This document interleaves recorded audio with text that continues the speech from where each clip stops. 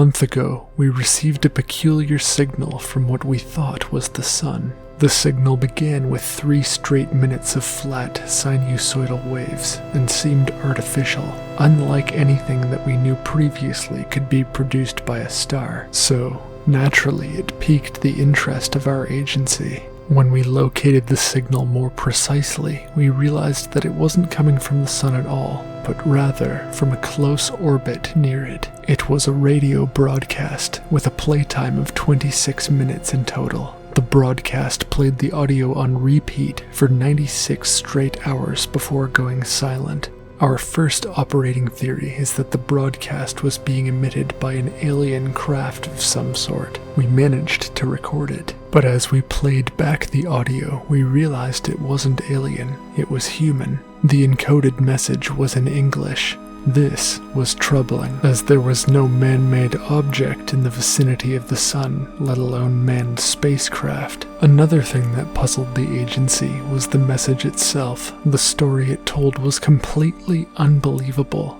but we were certain it didn't come from Earth, and so, for the time being, we were forced to believe it. The following is that broadcast. Hello, I hope that this translation of the old language is correct. My name is Alma Dosen. I am the last member of the human race. The year is 2974. I am resonating with quark dipoles in the sun's core in order to project my mirage backwards in time. I do not know at what time my message will arrive. I simply pray it is before the year 2726. I have sacrificed my own life to deliver a warning in hopes that you might alter the timeline. In my timeline, in the year 2726, humans first traveled to the Vega star system, to a planet known as Kelt 9b, later named Thresia. In the 20th century, it was believed Vega had no planets in its orbit, but later in the 21st century, planet seemed to appear from nowhere. This was the impetus for a voyage that in 2726 would begin the unraveling of our kind. I was only a boy when it was discovered. I remember the first images of the massive planet with its scalding surface. But the planet's most salient feature was something called the humoid crystal, a large, red, translucent crystal that grew up from the surface of Thresia. It pointed towards Vega at all times, dense enough to tidally lock the planet of its own accord. It was thousands of kilometers in diameter, and hundreds of thousands of kilometers high, poking out of Thresia's atmosphere and nearly scraping against its star. Geological surveys showed that the crystal grew from the liquid core of the planet. But although both Thresia and the star it orbited were burning hot, the crystal was cool.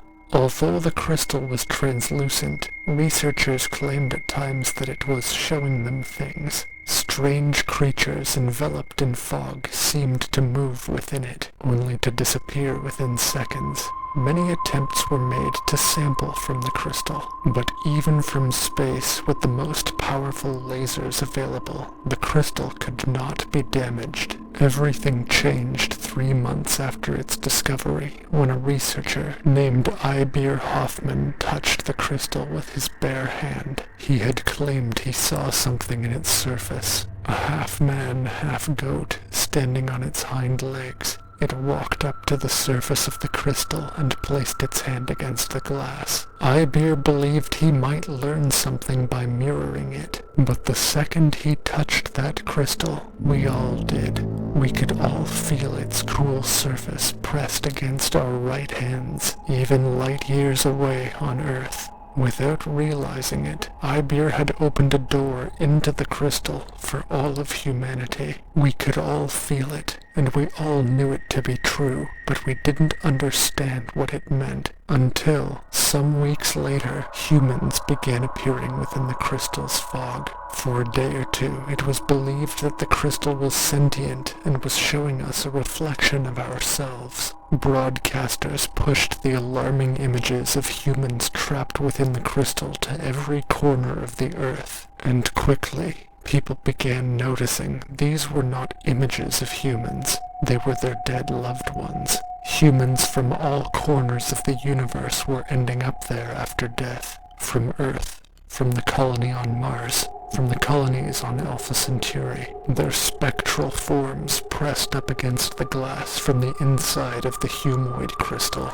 In despair, their skin melting away and regrowing, they were confused. They didn't know where they were, begging for help, calling out for their family members who had been beside them moments ago on their deathbeds. But it wasn't a month later until we noticed the infertility.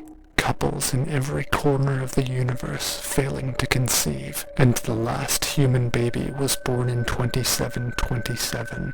Thanks to our current technology, the human lifespan is 250 years. Machines and artificial intelligence was able to support our elderly population, but alas, this is the death of our species, summoned by some unknowable force after our death into that humoid crystal. If you are hearing this now, please heed my words. Never venture to the Vega star system. Humanity must not set foot on Thresia, and under no circumstances should the humoid crystal be touched. With our current understanding of the humoid crystal, I now believe that it was an alien weapon discarded by Vega, as its effects on an entire species are far too devastating. I believe that the destruction of humanity is nothing more than collateral damage by some ancient alien conflict between far greater civilizations than our own. This is goodbye. Do not go to the Vega star system. The remainder of the message was 19 minutes of white noise, followed by the same flat, sinusoidal waves the recording began with. After 4 days, just after the broadcast ended, telescopic photos revealed a spaceship collapsing into the sun. We don't know what to make of this. The message certainly arrived ahead of 2726, as the broadcaster wished, but it arrived so far ahead that I fear the message won't survive. Some of the higher-ups in the agency are thinking about sending a probe away from Earth, only to broadcast the message again in 500 years. For now, anyway, it's not something we can worry about, as we don't have the technology to get to Vega. Part of me still wishes it's a prank or a hoax, but in my heart I believe that the message was real. Could that really be how humanity dies?